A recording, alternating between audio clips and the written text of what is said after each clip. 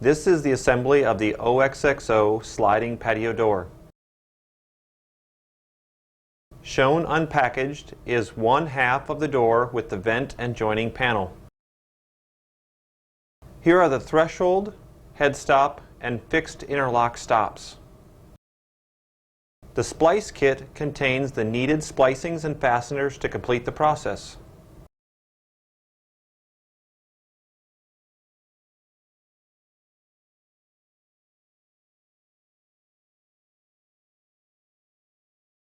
Lay the unit's exterior face down using cardboard packaging to protect the clad face.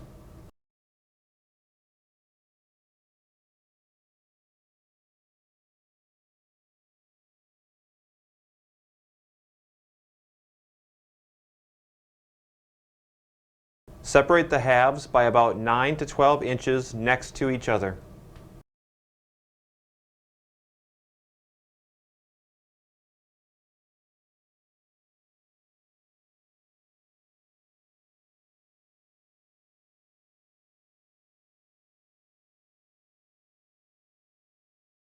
Remove the screws from the bracket attaching the temporary jamb to the head.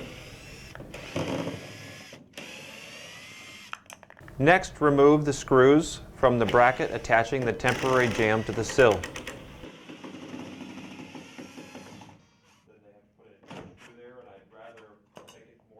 Repeat the process on the opposite jamb and set the brackets, screws, and temporary jambs to the side.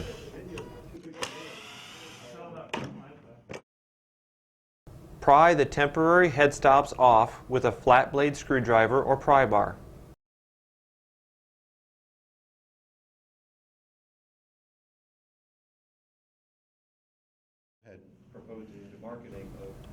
Loosen the temporary thresholds by removing the Phillips head screws from the sill. Separate any temporary adhesive located under the sill.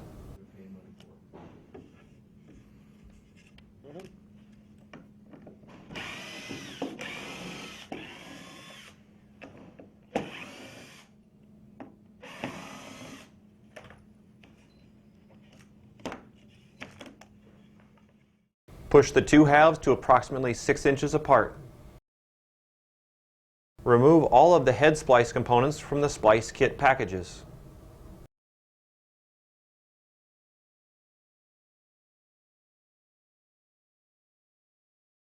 Mark the midline of the cladding splice to ease hole alignment. Insert the head cladding splice into one half, aligning the mark. Use a rubber mallet if needed.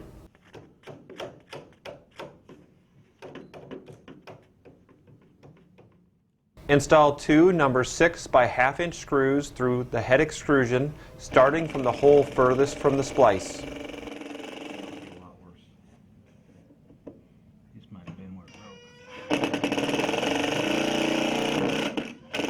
Prepare the caulk tube by breaking the seal and cutting the tip.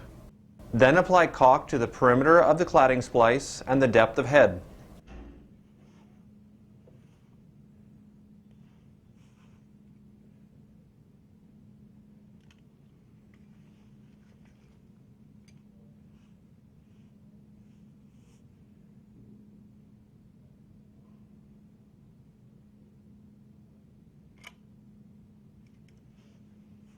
Install the sill cladding splice into one half, directing the two small legs away from the unit. Align the hole in the sill with the hole in the splice. Insert the pin into the hole in the sill. Insert the cam fastener with the arrow directed toward the pin into the hole in the sill. Rotate the cam fastener 180 degrees so the arrow points away from the pin.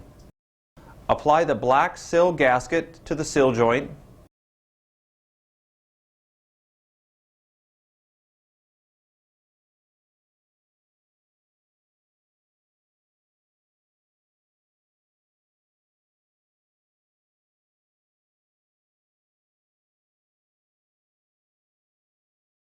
Align the two halves together at the head and sill. Push the two halves completely together.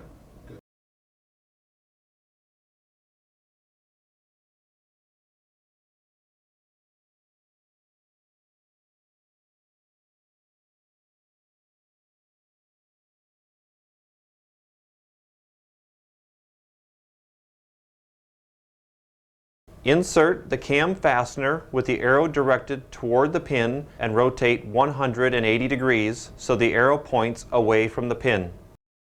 Align the head splice plate with the step feature in the head profile and install 6 number 10 by 1 inch screws into one half of the head.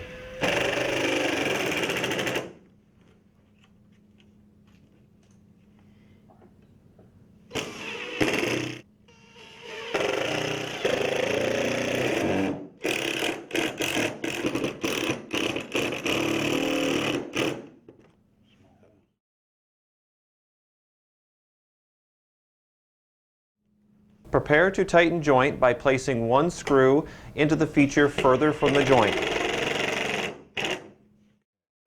Install a second screw into the feature furthest from the joint.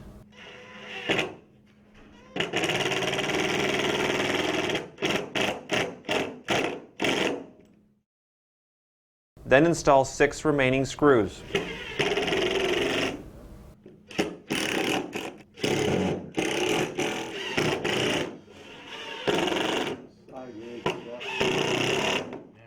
Lightly tap the 3 remaining features flat. If there are issues during installation with tightening the joint, these additional features can be used.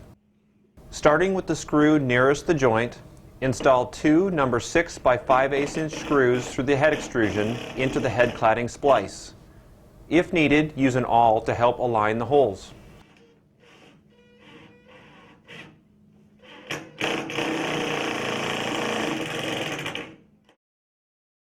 Install 3 number 8 by 1 inch screws through the head bumper into the head cladding, being careful not to over tighten.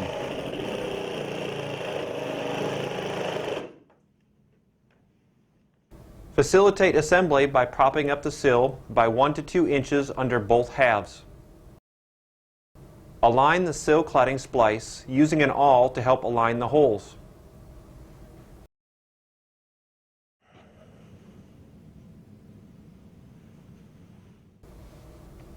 Apply the sill bumper with 2 number 10 by 1/2 inch screws through the sill extrusion and into the sill cladding splice, being careful not to over tighten. Insert the sealant gun into the hole in the sill bumper labeled sealant and inject until it just starts to reach the fill level.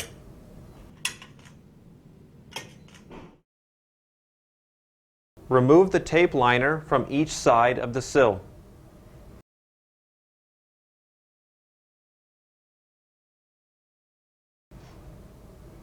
Apply sealant the length of the sill, starting on top of the sill seal and just below the rib.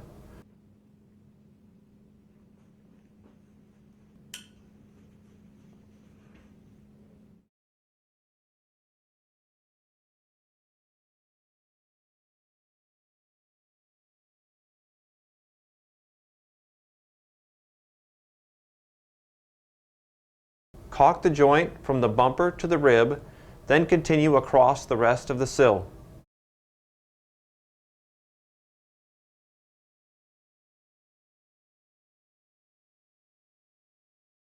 Also apply sealant up the edge of each fixed panel 2 inches.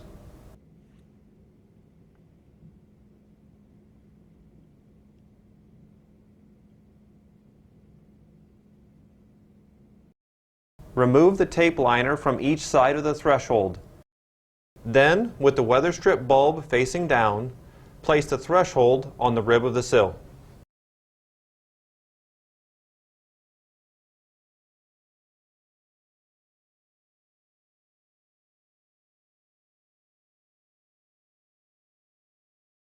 Use a clamp at each screw location.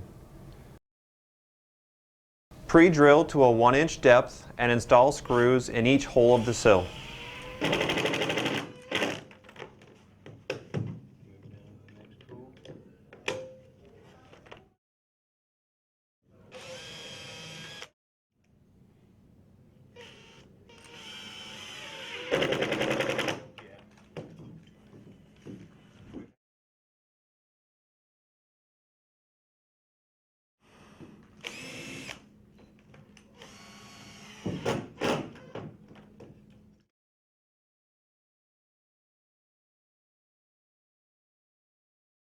Locate the foot bolts, number 8 by 1 3/4 inch screws, base plates, and center splice cover angle. Apply a small amount of sealant to the interior wood profile and locate the center splice cover angle.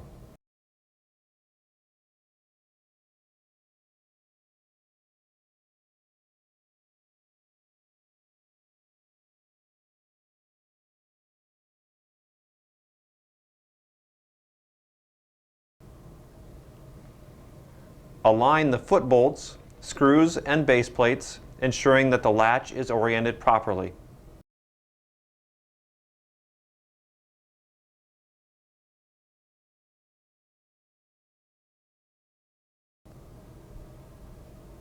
Tighten the screws, being careful not to over-tighten as they can strip out.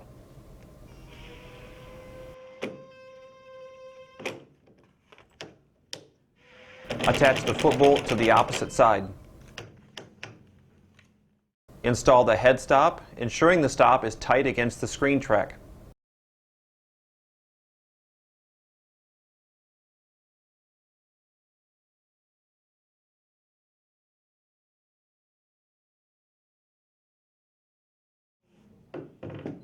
Clamp at each screw location and tighten number 8 by 1 3/8 inch truss head screws.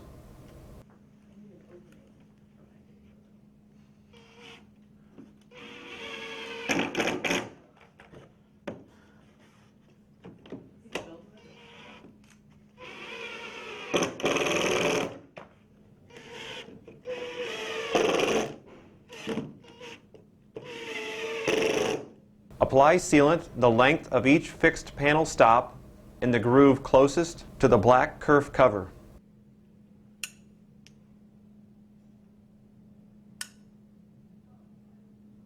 Apply the stop into the butyl at the sill end and bow the stop slightly to help ease into the foam seal at the head. Align the edge flush with the fixed panel.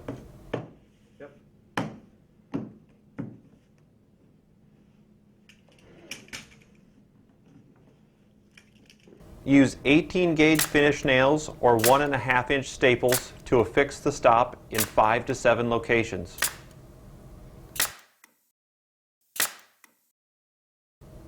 Apply the other fixed panel stop in the same manner, starting at the sill end first.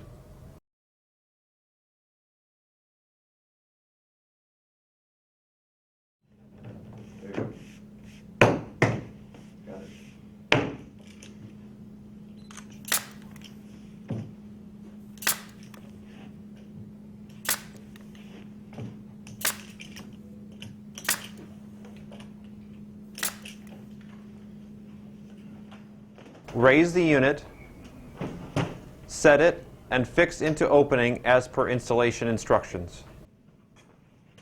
Install joining and vent panels, inserting into the head first, ensuring they roll smoothly.